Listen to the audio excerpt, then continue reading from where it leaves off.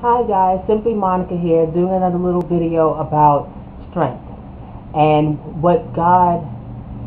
how God sees you and how you see yourself.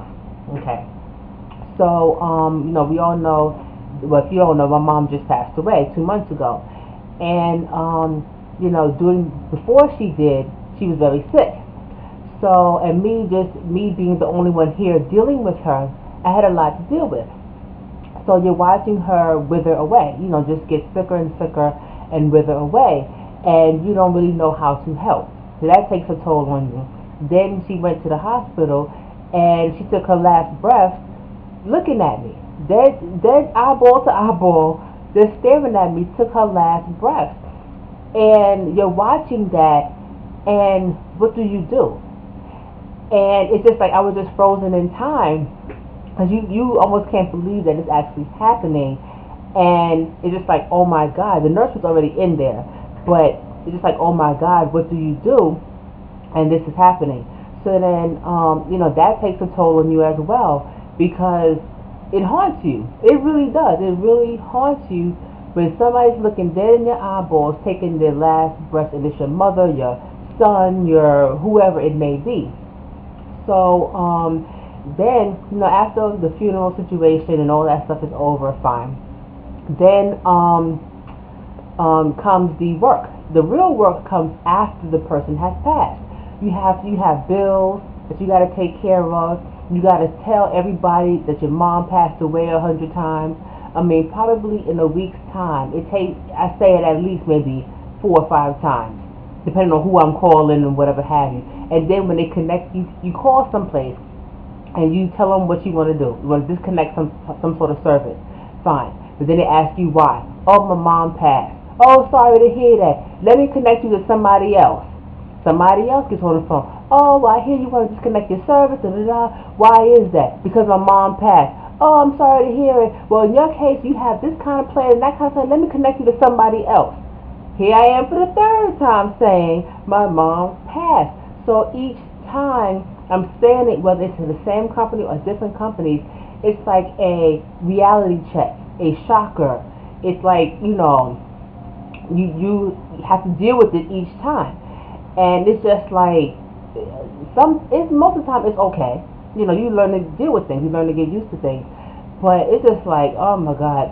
Then you have to take care of whatever insurance and, all those things you got to take care of. Then you have to take care of, the personal stuff, personal effects, clothes and shoes and all these things. And, I'm doing it by myself. And it's tough because I'm here searching, digging into my mother's stuff. And that's fine, but it's like she's not here. You know what I'm saying? And it's just like kind of weird to me to be digging in her stuff, and I'm looking at stuff to sell because she had really good taste and really, really, really good clothes. So some I'm gonna donate, some I'm gonna sell, and so forth. Some are just, of course, just plain garbage. But you're digging and you're trying to figure out, what can I sell, what can I keep, what can I, all these things, and I'm just like, man. Then, and I got all that to deal with, and it's still ongoing. And some people have those after work for their deceased loved one for years upon years. They still get mail and so forth. So who knows how long this is going to be? Because it's only been 2 months, and I'm still dealing with mail, and I'm still dealing with emails and bills and clothes and shoes and the whole 9 yards. So it's kind of like it's a little tough. Then I got to deal with let's see, what else? I got to deal with my health. My health has been off and on. Not terrible, but never really great. So, they sent me. I've been on a roller coaster of doctors. They thought I had arthritis, so I went to a few rheumatologists, and I don't have arthritis. They thought I had something in my brain, some sort of imbalance or some sort of hole or anything like that. Went to get a CAT scan. Don't have that. I went They checked my lungs. They checked everything else. Then I'm about to go to a heart doctor and see if there's something wrong with my heart, because I've been having circulation issues, vertigo, dizziness, all of it under the sun. All minor, but it could be coming from something major. And who knows, where it's coming from, if it's just the minor things, just a bunch of minor things, or is it one major thing? So the last thing they have to check is the heart. So, prayerfully, there's nothing going on there, but you never know. So I'm like kind of worried about that, because that could be something going on with your heart. Is big. It's really, really big. So there's that. Then I have to go to my GYN. Yes, I know it's a little TMI, but my GYN, because I had cervical cancer, the pre-cancer cells, the cervical cancer. So I got to deal with that too, and make sure I stay on my immune system and everything, and so hopefully to knock out whatever cells that is there and so forth. So that's already gave you three major things that I have to deal with on a regular basis. Then let's see, my sperm donor father, I got to deal with him, who hasn't really been in my life ever, who comes and goes and so forth at his leisure, whenever it's convenient for him. So I got to deal with him and his nonsense and his sometiminess and whatnot. And it's just like, I really don't need it right now. I really don't. I don't need the headache and the drama and and the nonsense. And I know you kind of sort of ish care, but you don't really care, So I got that to deal with. Let's see. I got to deal with, when I do end up getting married, not having my mother at my wedding. She was there for my siblings, of course, and she's not there for me, or my next child that I have, or anything like that. So that's going to be difficult. Then, in this process, in this late 2011, 2012 process, I had a few good friends. I lost two of my good friends. Now, they weren't the best friends, no, but I've known them for a fair amount of time. And sometimes people need to be removed from your life for your health and wealth and well-being. But still, who wants to lose friends? And I lost two good friends, and that's another thing, because I don't like to be alone, and that was a big thing for me. Then I was trying to start my own business for the 100th time, and and just get out there and just my entrepreneurial spirit was kicking in, so I'm just trying to do my thing and and everything. The amount of rejection I've gotten is like, I don't know how many other people would take it. The amount of rejection that I have gotten. Oh, it was food. It's not hot enough. It's not cold enough. It's not big enough. It's not small enough. Why is it this texture? Why does it look like this? It's too dark. It's too light. People just look at it like, we don't want it. And it was just, I've gotten so much rejection from that. It's like ridiculous. Even my mother used to be like, I don't know how you keep going. I'm like, I don't know how either. And it was just like, just one after the other after the other. We don't want it. And they would just look at it and they'll throw it away, or you'll see your stuff lying on the street. It used to be so bad dealing with that, and because I'm an entrepreneur at heart, and 9 to 5s are okay. They're okay to pay the bills and whatever, but I need something more.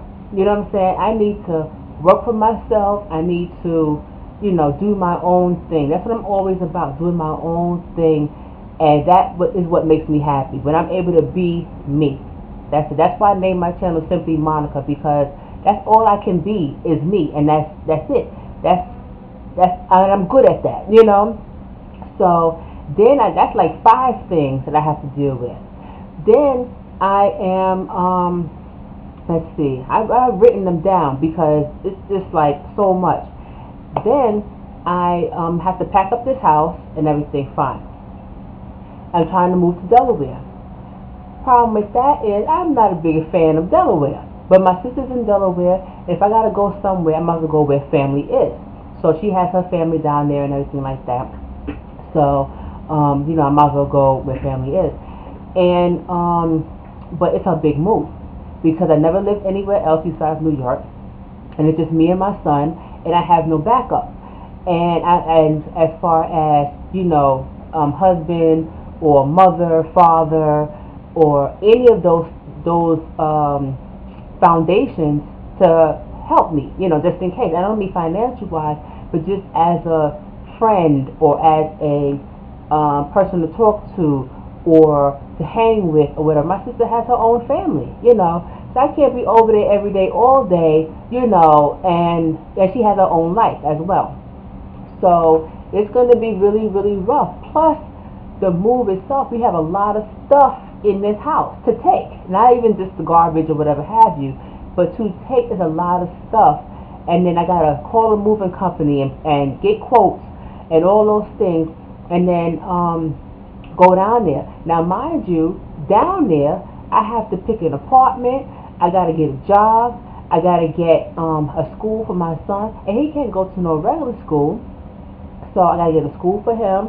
I got to, build some sort of, start thinking quickly. Because when you're moving, making a big move, and you have a kid, there's no time for, let me see, I want to work here, but I don't want to work there.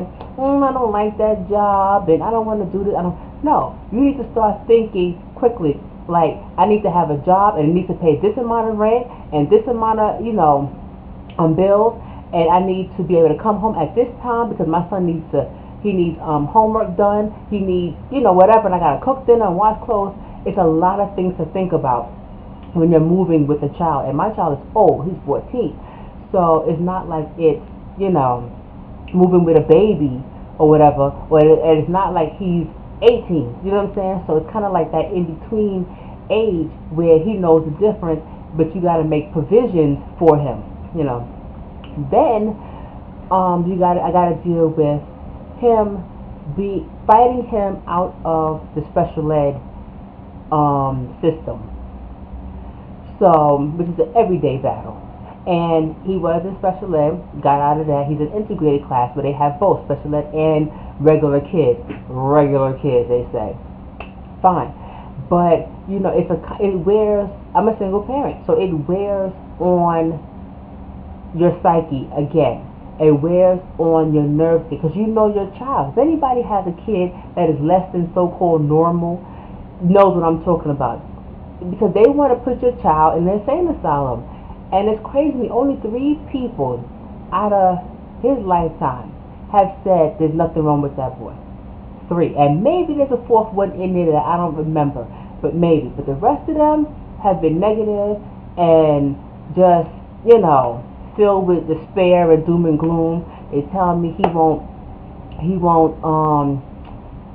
speak or learn after the age 7. 7 is a cutoff point, and things like that. Single mom again by herself dealing with this. It drives you to drink. I mean, I just wonder how I'm not crazier than I am. I really do, because it's a constant fight.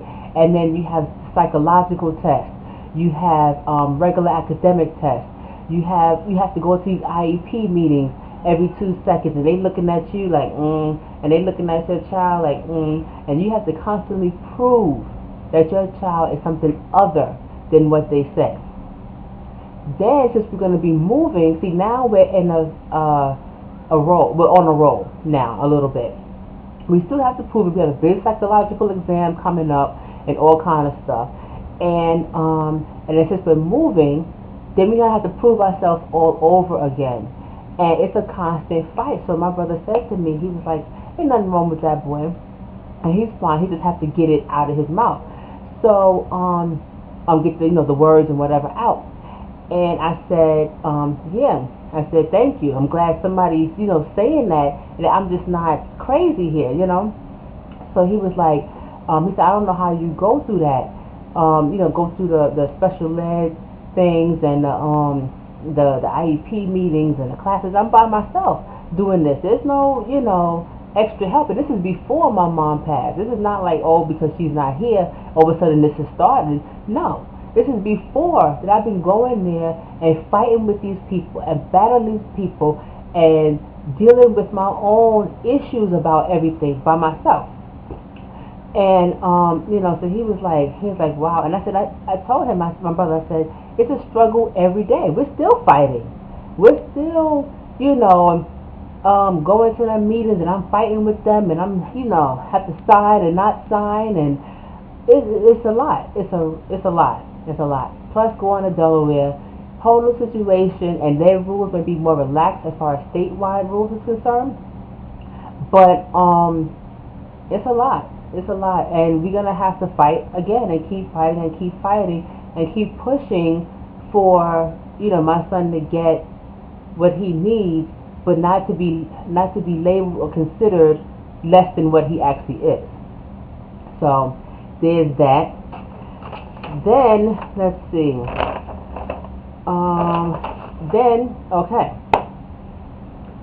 Then today. So sometimes some days are better than others, of course. All that stuff I have to deal with. All of that stuff, fine. Some days are better than others, of course, fine. Then I get a phone call today. I'm just chilling out, laying in the bed, whatever. Get a phone call today, and it was my son's doctor. And he says, the doctor says, well, we need you to come in because our son took a blood test and he took other analysis and so forth, testing wise. And he said, we need you to come in, basically come in early, and so we can discuss the results. I'm like something else. Like, what else? And I know there are tons and it could be nothing, or it could be something minor. I'm hoping it's minor. I'm hoping it's just he needs more calcium or something like that. I'm hoping it's, nothing that's major. But there's some people that will look at my problems and be like, please, that's nothing compared to what I have. And indeed, and like I used to tell somebody else, everybody's story is big to them. You know what I'm saying? You may not care about my story, not you YouTubers, but you may not care about my story, but my story is big to me. So, because everybody carries their own story, their own burden. But, it's just like, what else? What else? I got all this crap going on now, plus my own health issues. My son can have health issues. Then moving, trying to have a better life, is wearing on me. Plus cleaning up this stuff here and trying to do with my mom's, personal effects and bills and stuff, and still trying to be a decent mother and still keep my little, swag on and stuff like that. I know swag is an old word now, but trying to keep, myself together physically and, so forth. It's a lot. It really is a lot, and I'm just like, how much more can I take? So that goes back to when I started, and I said, God knows us, and He knows what we can and can't handle. We all have heard that, He doesn't give you more than you can handle and stuff like that. We know. But it's just like, you think you've had enough, that you can't handle no more. And here comes another big old bucket of shit on top of your head, making you handle more. And you like, come on, what else is there? But obviously you can handle it, because somebody else with my issues, after their mama dying in their face, the special ed stuff with my son, being alone, doing everything alone. I took care of my mother pretty much alone. And doing all these things alone is a lot. It's a lot. It's a lot. And some other person would have been like, I bail. I'm done. I can't do it no more. And God puts you in a position, He puts you where you're supposed to be. And mind you, when I moved to Delaware, I got to start everything from scratch. I really don't have much here now. But when I moved to Delaware, I got to start everything from scratch. I got to find a career. I got to find an apartment. I got nothing there. And it's just like, sometimes I feel lost. Sometimes I feel so discouraged. sometimes I feel empowered because it's a fresh start. But so I go to these things, these emotions almost on a daily basis, and he puts you where you're supposed to be. He gives you what he knows will benefit you in the end, bad and good. So you have all this crap now, but at some point down the line, you're gonna look at it and be like, oh yes, that's what I went through that for, because that helped me. That bad helped me for good over here, because God is all about good, and He's all about good and love and light, and He's not gonna give you bad without giving you a good. So your job is to learn your lessons in between. It's the lesson and the beauty is in the journey. That's what Iyanla Vanzant said. Was the lesson and the beauty is in the journey. It's not in the finish line. It's in the journey. And Lord have mercy, but a journey I have been on. And I can tell my sister that all the time. Like, I'm on a journey before my mom passed. I'm on such a journey that I'm bound to be rich or something. Be rich, be famous, be something on the other side, because what I'm going through now is like, it's baffling to me. And I've tried so many things personally, and I've tried so many ways and stuff like that, and it's just like it doesn't work out. And of course it's for a reason. Maybe I need to change location and whatever have you, but it wears on you after a while. I mean, how many no's can you actually have? How many, hell no's can you actually have? How many friends can you lose? How many boyfriends can you not have or break up with, or, whatever have you? How many times they keep telling your child that he's one way and he's not? How many times can you look at your mother and watch her wither away and stuff like that, and knowing you can't do anything about it? Because I have the savior mentality. Not savior as in Jesus, but savior mentality, as far as I feel like I can help anybody, I can save anybody, and when you can't, it messes with you. So it's just like it's tough. So I always have to remember, or always hope anyway, that I'm going through this for a reason. It has to be for a reason. I mean, all this stuff and by myself is tough. And God knows, He knows, because I sure don't know how strong I am. That's why He keeps taking that shit bucket and put it on my head. Because He knows I can handle a bigger load of shit, and a bigger load of shit, and a bigger load of shit. Because I don't know that, obviously. Because if it was up to me, let me tell you, I would have planned my life already so differently, of course.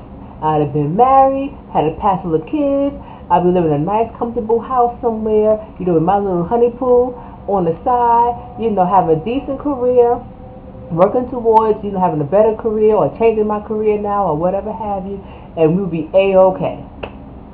That's it. I don't want to be no millionaire or anything like that, but, God has other plans, and they're not all bad. I can come the way I envision myself. God could have me, when I get to the end of my journey, or the better part, I'll say, of my journey, God could have me 10 times better than what I think I'm going to be. So you never know. You think you want to run one company, He'll have you running 10 companies. You think you $100,000, or not $100,000, let's say $2,000 a month is good, He could have you making $4,000 a month. So you never know what He sees and what your finish line is going to be. You know what I'm saying? When I say finish line, because finish line is death. But what your good part of your journey is going to be. You just never know. And most of the time, it's way better than what you think, what you envision for yourself. But it's just tough. It's just really, really tough. And I'm just hanging on. And sometimes I'm really hanging on by the skin of my teeth. And people always like, wow, when you come around, you feel like a breath of fresh air. You're light, you're airy, you're always smiling and laughing, and I like being around you. You're calm and sane. You're all these things, but at the same time, I'm like, thank you. And at first I was thinking, I'm like, where is that coming from? You know, this glow. Everybody's like, you have a glow, you have such a glow. I'm like, where is that coming from? It has to be God. Where else is it coming from? All this crap that's going on in my life right now, and in the last year, year and a half, all this crap that I got to deal with on a daily basis, where is it coming from? It has to be God. My mom is sick and half dying. I have a glow. It has to be God. I have all these special ed meetings and all that stuff. It has to be God. I have, I'm having pre-cervical cancer. Who has a glow with pre-cervical cancer? It has to be God. So, and I can have heart issues. I mean, and I'm still smiling and still laughing. And I'm not perfect, no. But, my support system is very small. So, and I can't be, sometimes you can't really talk to people like you would want to, but so I have to, pray. And that's what I do, is pray, pray, pray, and pray, because there's, really no one else to talk to, not really, and then, or to vent with, or just yell and be mad, and just cry, and just scream, and just, all these things, because people always feel like they got to give you advice, or tell you, you should, and you didn't have to, whatever. So, it's just tough. And I'm not saying everybody, I'm just saying, some people in general. But, so I just pray, and I just pray for strength for the next day, for the most part. And he gives me strength for the next day. And he does. And it's just, I don't know. It's tough, but I'm still here. I'm still here, and I'm getting through it, and I'm getting over it and around it, and I'm climbing up that hill and going through that valley and all these things, and he obviously knows that. He obviously knows, that I'm going to make it through. So with my sanity, as little as it is, and as hanging on, as I feel it may be, I feel like it's on the tip edge of reality, and if one more thing happens, I'm just going to jump off and be a stone cold lunatic. But I'm still here. I'm still providing for my family. I'm still loving myself. I'm loving my hair, loving my journey. I'm still, helping people, still reaching out to people, still, trying to, just be a good person and a good friend, and, so which is what you should do, because don't forget, Jesus went through everything we going through, and more. So, what we go through, it doesn't compare to what he went through. So, I kind of use that as a way to keep it all in perspective, And again, there's a lot of people out there that's going through way more than I ever will go through.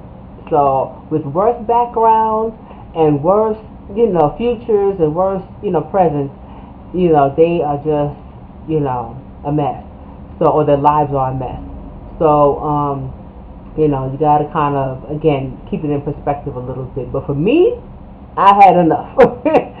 So, hopefully, I'm a work in progress. I'll say it like that. That's a church saying.